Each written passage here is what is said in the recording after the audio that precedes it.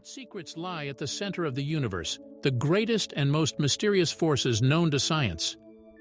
In one endless journey through space, our documentary seeks to uncover the secrets of the stars.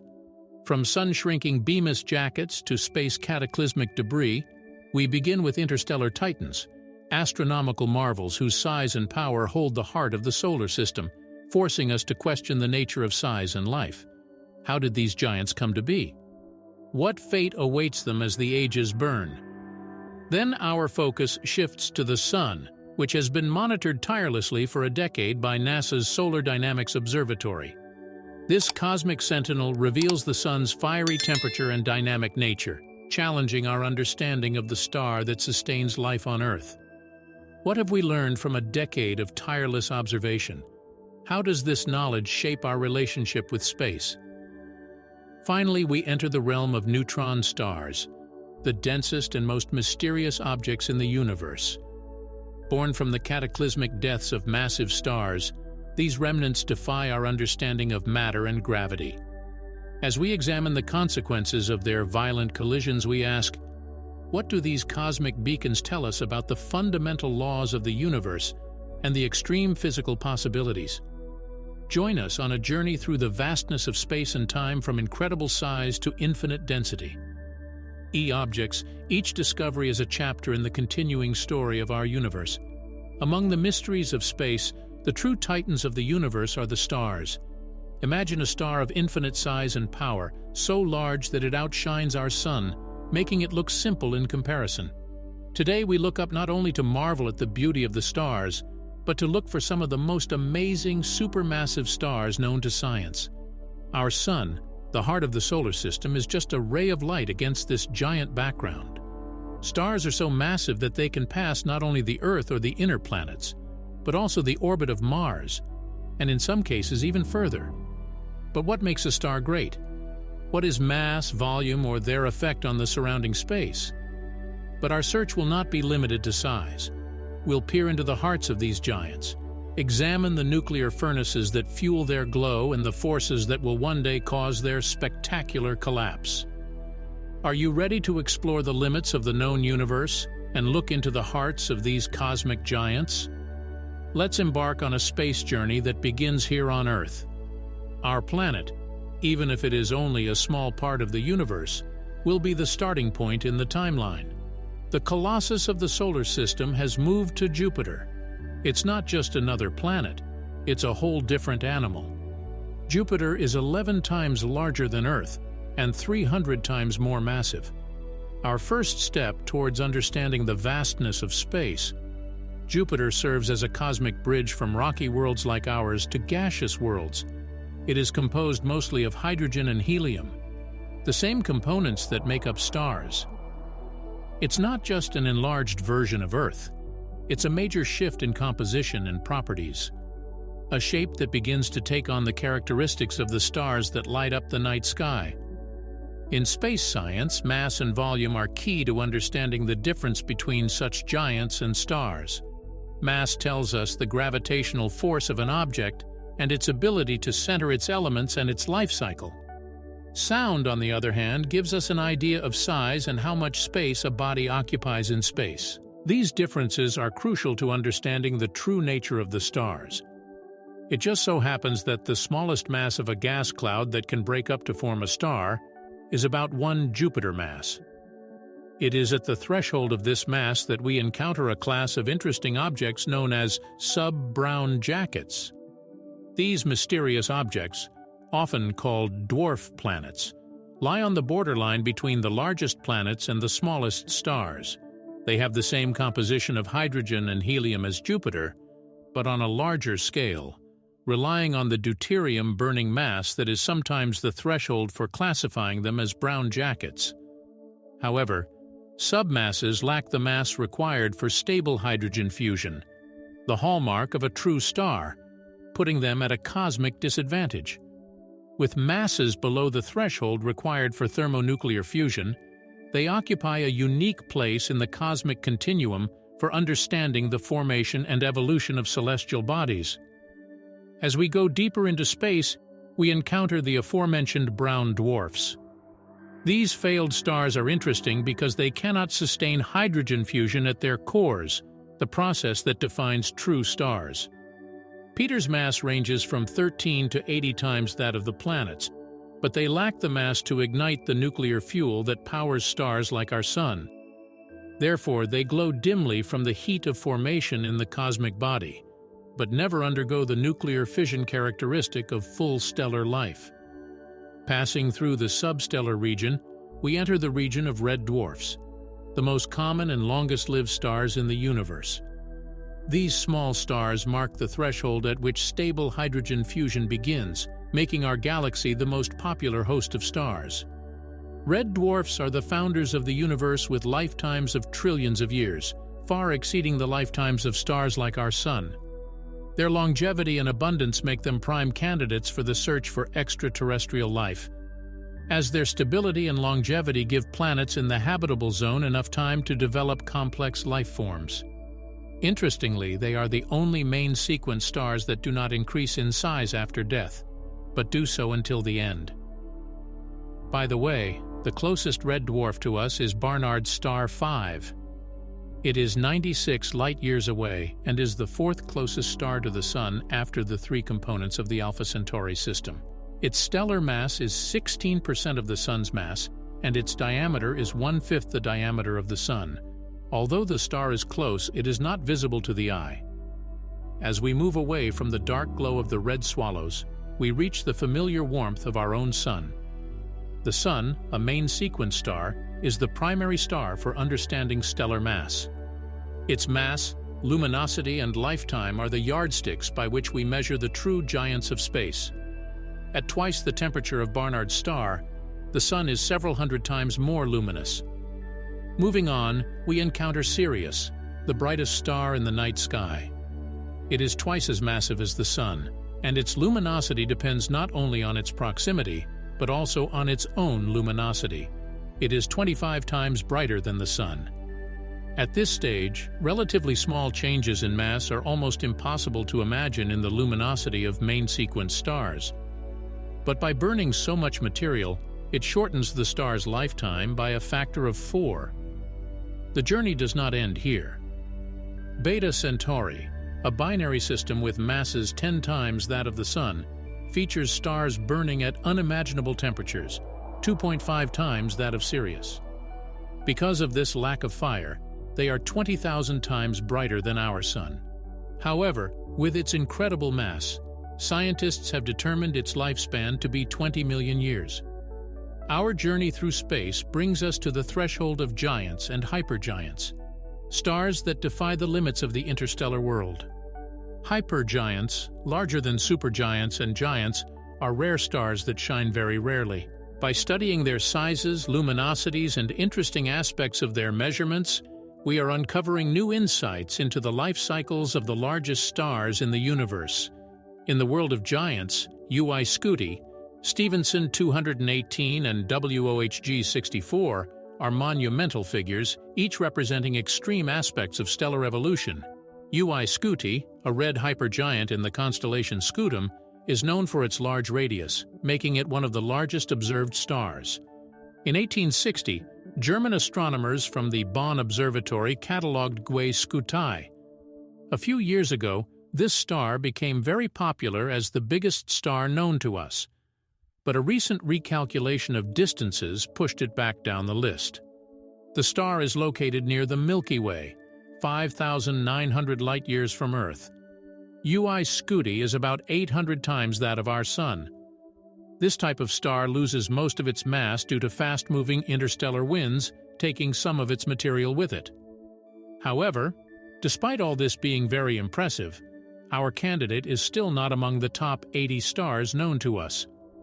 Stephenson 218, another red supergiant, was considered the largest a few years ago. The radius of the star is reported to be 2150 solar radii. If you put a star in our solar system, Saturn's orbit would bound its radius. If you were to drive it around at the speed of light, one leg would take an astonishing 9 hours. For example, the same trip around the Sun would take only 14.5 seconds. However, its brightness is far beyond the Humphrey-Davidson limit. which we will discuss later. And perhaps that is why it is not part of the Stephenson 2 cluster. Its location, as in the case of UY Scuti, is closer, so its size is much smaller. So who takes the top spot? Today, according to the list of the most famous stars, the leader is WBO HG64. Its radius is 1,540 solar radii. This means that if the star were at the center of our system, it would encompass the orbits of Mercury, Venus, Earth, Mars, and even Jupiter. This radius even corresponds to the limits of stellar evolution, which we will discuss later. Astronomers across the universe are using modern methods to measure giant stars. One such method involves the use of spectroscopy, an instrument that analyzes the light emitted by stars. By breaking up starlight into its colors, spectroscopy can determine the chemical composition, temperature, density, and relative motion of these celestial giants. This technique was instrumental in WOH's study of G64, revealing its size and the intricate details of the surrounding dust envelope. Another innovative approach is interferometry, which combines the capabilities of multiple telescopes to model larger apertures. This method allows astronomers to distinguish surface features and angular sizes of distant stars. The use of interferometry has led to advances in the understanding of stars such as UY Scuti and Stephenson 218, allowing us to understand their physical size and the surrounding stellar material. Measuring the size of stars is difficult, primarily because of their distance and the complex structure of their outer layers. Stars like WOG64 are not only distant, but also shrouded in dense dust clouds, making direct measurements difficult. The variability of these stars adds another layer of complexity, as their outer envelopes can expand and contract over time, changing their apparent size. In addition, the brightness and luminosity of these stars can cause errors in observations. Strong light can obscure the star's true edge, making it difficult to see where the star ends and the surrounding halo begins. This ambiguity was an important factor in re-estimating the magnitude of many stars. This way of understanding the celestial giants forces us to confront the limits of stellar evolution in the Milky Way, often referred to as 1,500 solar radii. This limit is due to theoretical limits on how massive stars can form in our galaxy. The main factor determining the size and evolution of a star is its mass. More massive stars have stronger gravitational forces that compress the core, resulting in higher temperatures and pressures. In the nucleus, hydrogen atoms form helium, releasing energy in the process. This energy counteracts the gravitational pull that destroys the star by maintaining stability. The 1500 solar radio limit is related to the Humphrey-Davidson limit, which astronomers Roberta M. named after Humphrey and Chris Davidson. This defines the critical threshold of the scheme beyond which the star's luminosity becomes so extreme that it can cause instability. In our case, this was an important step in evaluating the magnitude of Stephenson 218. Stephenson's classification of 218 as one of the greatest stars struggled with his luminosity, which exceeded the Humphrey-Davidson limit. This paradox highlighted the need to improve our understanding of stellar physics. Or the star's size was overestimated due to the difficulty of measuring such distant objects.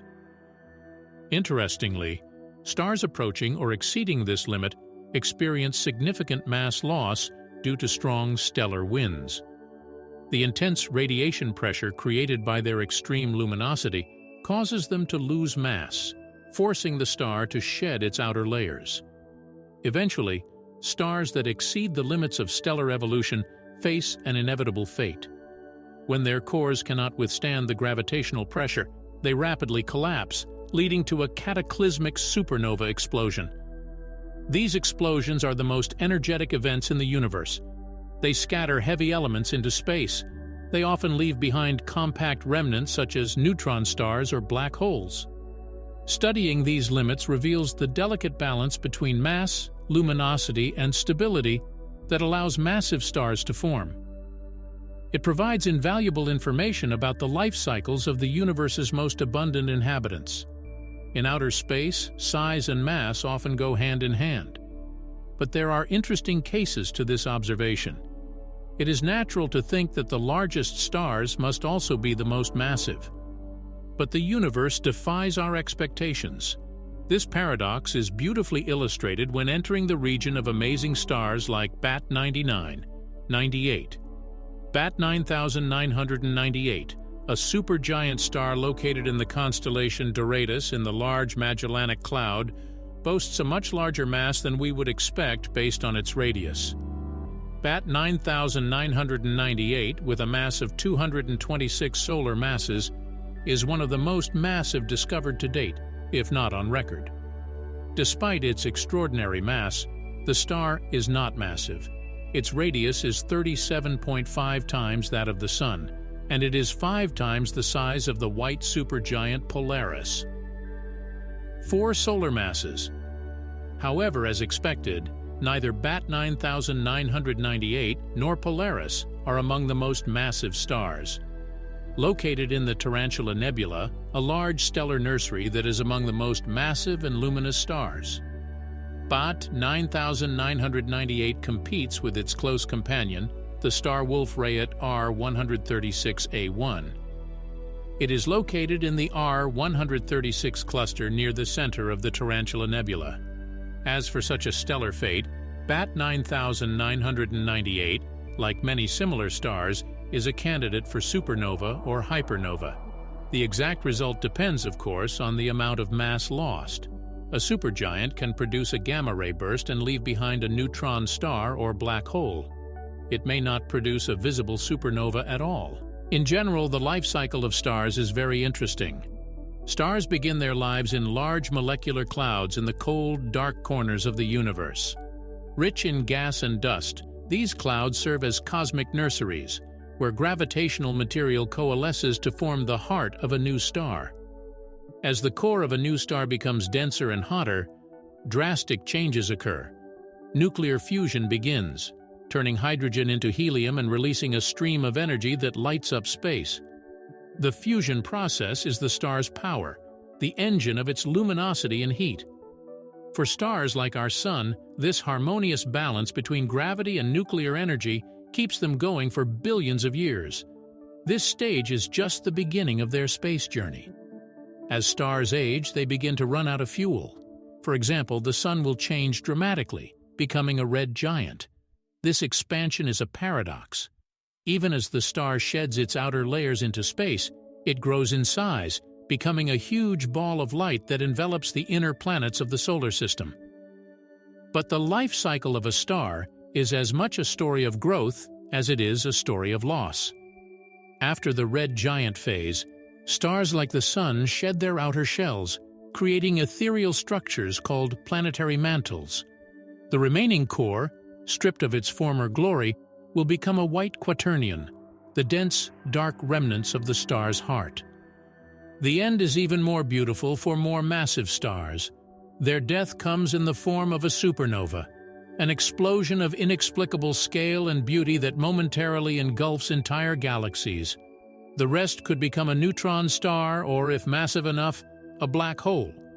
In this great cosmic cycle, the stars are more than just points of light in the night sky.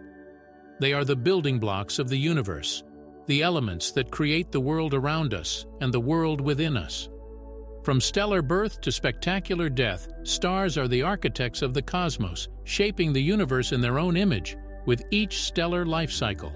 Giant stars of great luminosity and size serve as cosmic beacons that shed light on the mysteries of the universe's formation and evolution. By studying them, astronomers unravel the complex tangs of a star's life cycle, from the collapse of molecular clouds to the explosive finale of a supernova. Theoretical limits on the size of stars are still the subject of intense debate among astrophysicists. But the title of biggest star in space records remains a dynamic prize. Discoveries and improved observational techniques are constantly updating the upper echelons of stellar measurements. This changing nature of the space record further emphasizes the vastness of the universe and the quest for knowledge that drives our space exploration. So let's look forward to the discoveries in the universe. There is quite a bit of mystery in the vastness of our system, source of energy and life, our Sun.